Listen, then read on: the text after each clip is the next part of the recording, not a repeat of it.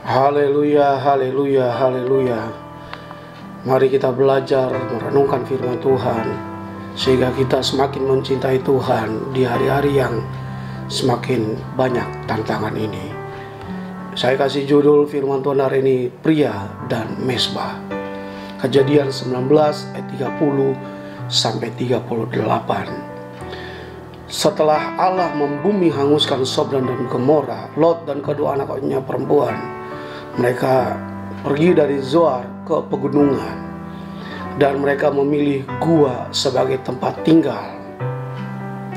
Ingat, gua identik dengan kegelapan. Di saat-saat seperti itulah Lot dan kedua anaknya mereka sedang mengalami ketakutan yang sangat luar biasa, karena mereka melihat dengan mata kepala sendiri bagaimana Sodom dan Gomora di bumi hanguskan oleh Tuhan.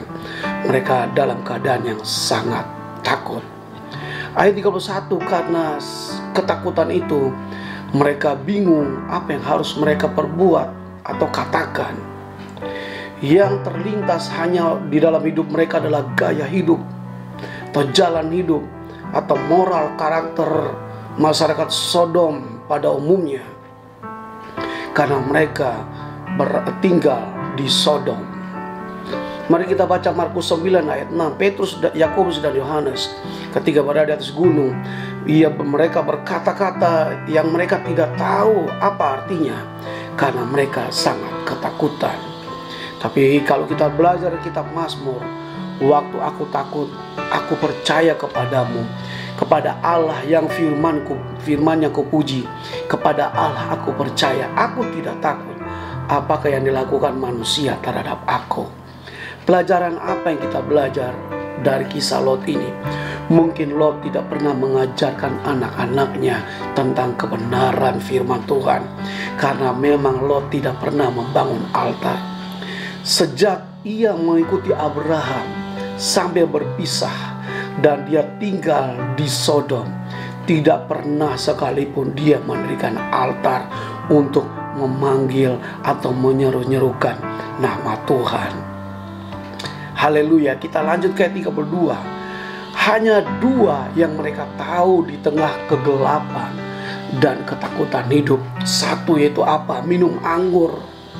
Dan yang kedua adalah tidur atau seks.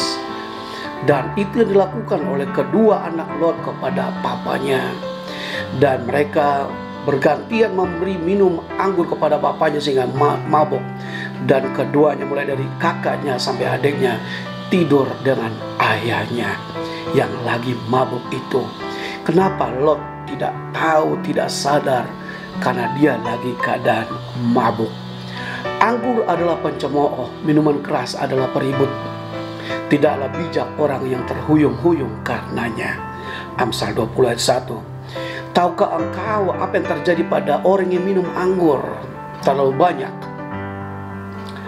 Ia sering mengecap anggur campuran atau minuman keras. Orang itu sengsara dan menderita. Ia selalu bertengkar dan mengeluh. Matanya merah dan badannya luka-luka. Padahal semuanya itu dapat dihindarinya. Janganlah membiarkan anggur menggodamu, sekalipun warnanya sangat menarik dan nampaknya berkilauan dalam gelas, serta mengalir masuk nikmat ke dalam tenggorokan. Esok paginya engkau merasa seperti telah dipagut ular berbisa. Matamu berkunang-kunang, pikiranmu kacau dan mulutmu mengoceh. Engkau merasa seperti berada di ujung tiang kapal di tengah lautan. Kepalamu pusing dan engkau terhuyung-huyung. Lalu engkau akan berkata, rupanya aku telah dipukul dan ditampar orang, tetapi aku tidak dapat mengingat apa yang telah terjadi. Aduh, aku mengantuk sekali. Aku perlu minum anggur lagi. Amsal 23 ayat 29 sampai 35 bahasa Indonesia masa kini. Lalu apa yang terjadi dengan perzinahan itu? Lahirlah dua bangsa yang besar, yaitu Moab yang berarti anak dari ayah, yaitu anak yang pertama, dan yang kedua adalah Amon. Tapi kita belajar ada anugerah Tuhan. Rut seorang Moab menjadi istri Lot. Ruth seorang Moab menjadi istri Boaz, lahir Obed, dan Obed melahirkan Isai. Isai melahirkan Daud, dan kita tahu sejarahnya, Yesus adalah keturunan Daud. Anugerah Tuhan memulihkan semuanya.